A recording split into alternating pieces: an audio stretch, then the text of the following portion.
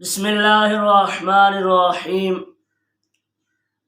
آج ہم آپ کے لیے درود پاک کا وہ نایاب تحفہ لائے ہیں جس کی آپ کو تلاش ہے۔ ہر غم کا علاج ہے، ہر دکھ کی دوا ہے، ہر مشکل کا حل ہے، جیسا کہ آپ نے تھمبنیل پر پڑھا۔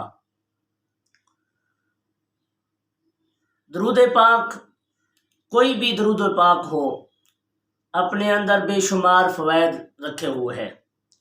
ہر درود پاک پڑھنے کے بے شمار فوائد ہیں، چاہے وہ درود ابراہیمی ہو، چاہے درود تاج ہو، چاہے درود تنجینہ ہو، چاہے درود مشکل حالات ہو، چاہے حل المشکلات درود ہو، چاہے درود ہزارہ ہو۔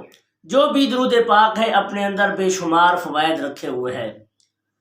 ہر درود وہ ہمیں فائدہ دے سکتا ہے، ہماری مشکلات میں کام آ سکتا ہے، ہمارے لیے پریشانیوں میں، ہمارے لیے بے چینی کے وقت چین کا سبب بن سکتا ہے، بشرطے کہ ہم اپنا اخلاص اور اپنی نیت درست کر لیں۔ ہماری نیت یہ نہیں ہونی چاہیے کہ ہم اس لیے درود پڑھ لیں کہ ہمارا یہ مشکل کام حل ہو جائے، بلکہ ہمیں اس نیت سے درود پڑھنا چاہیے کہ اللہ اور اس کا رسول درود پڑھنے سے راضی ہوتا ہے۔ بس اسی نیت سے درود جو بھی پڑھا جائے اس کے بے شمار فوائد ہمیں حاصل ہوتے رہیں گے۔ پھر بھی بزرگان دین نے اپنا سٹرگل کر کے اور مشاہدات و تجربات سے چند اور بہت سے درود پاک ایسے ہیں جن کو متعین کیا ہے کہ فلاں موقع پر یہ درود پاک پڑھو تو یہ اثر کرے گا، فلاں موقع پر یہ درود پاک اثر کرے گا۔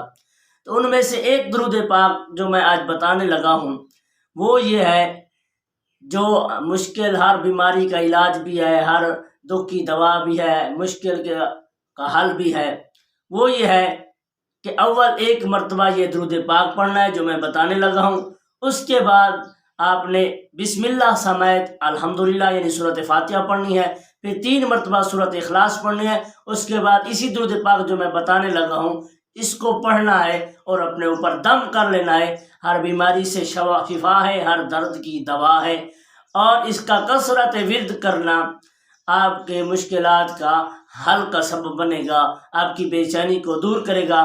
وہ آپ سوچ رہے ہیں درود پاک کیا ہے، تو درود پاک یہ ہے، اللہم صلی علی محمد بعدد کل داء و دواء وبارک وسلم۔